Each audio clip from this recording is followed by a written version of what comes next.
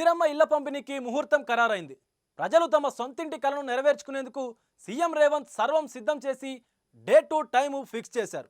త్వరలోనే అర్హులైన లబ్ధిదారులు లక్షాధికారులు కాబోతున్నారు.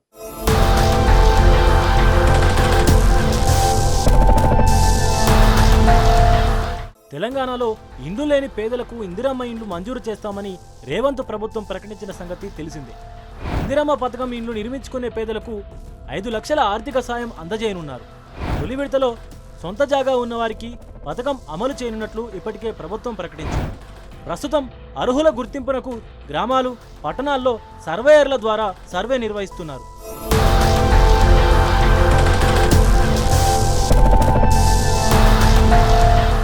ఈ సంవత్సరం తెలంగాణ వ్యాప్తంగా ప్రతి నియోజకవర్గానికి 3500 ఇందిరమ్మ ఇళ్లు చొప్పున మంజూరు చేస్తూ రానున్న 4 సంవత్సరాల్లో అర్హులందరికీ గృహాలు నిర్మించే లక్ష్యంగా ముందుకు వెళ్తున్నామని రాష్ట్ర గృహ నిర్మాణ, రెవెన్యూ శాఖ మంత్రి పొంగులేటి శ్రీనివాసరెడ్డి అన్నారు.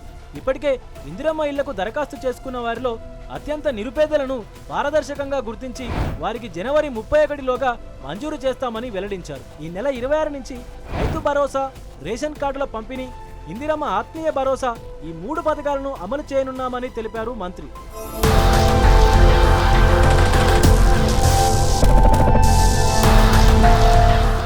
రాజకీయాలకు అతీతంగా అందరికీ ఇందిరమ్మ ఇల్లు మంజూరు చేస్తామని పొంగులేటి శ్రీనివాసరెడ్డి హామీ ఇచ్చారు. గత ప్రభుత్వం అపరిష్కృతంగా వదిలేసిన 1.5 లక్షల ఇళ్లను పూర్తి చేసి అర్హులకు అందిస్తామని తెలిపారు. రాష్ట్ర వ్యాప్తంగా ఇందిరమ్మ ఇళ్లకు 80 లక్షల మంది దరఖాస్తు చేసుకోగా ఇప్పటికే 65 లక్షల మంది వివరాలను యాప్లో నమోదు చేశామని వెల్లడించారు.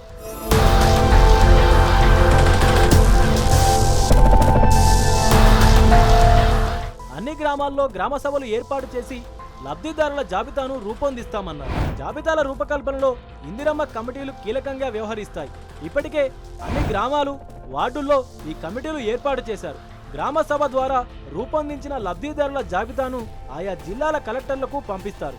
కలెక్టర్లు పరిశీలించిన అనంతరం జిల్లా ఇన్ఛార్జి మంత్రులకు లిస్టు చేరుతుంది. జిల్లా ఇన్ఛార్జి మంత్రి ఆమోదం తెలిపితే లబ్ధిదారుల ఎంపిక ప్రక్రియ పూర్తవుతుంది.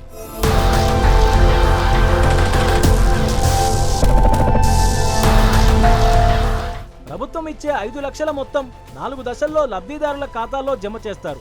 ఈ ఇళ్లను మహిళల పేరుతోనే మంజూరు చేస్తారు. తొలి విడతలో సొంత స్థలం ఉన్నవారికే ప్రాధాన్యత ఉంటుందని ఇప్పటికే రాష్ట్ర ప్రభుత్వం ప్రకటించింది. ఆ తర్వాత దశలో స్థలంతో పాటు ఇంటి నిర్మాణానికి ప్రభుత్వం తరపున సాయం అందిస్తామని చెప్పింది ప్రభుత్వం.